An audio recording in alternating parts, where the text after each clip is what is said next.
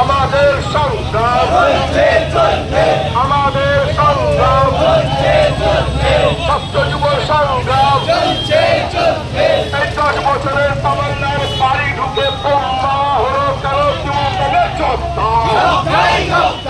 এই 10 বছরের তামান্নার বাড়ি ঢুকে বোম কেন মারা হলো তৃণমূলের যোদ্ধা। 10 বছরের তামান্নার বাড়ি ঢুকে বোম কেন মারা হলো তৃণমূলের যোদ্ধা। এই জবাব তোমায় দিতেই হবে, এই জবাব তোমায় দিতেই হবে। জবাব তুমি দেবে না, জবাব তুমি দেবে না, জবাব তুমি দেবে না।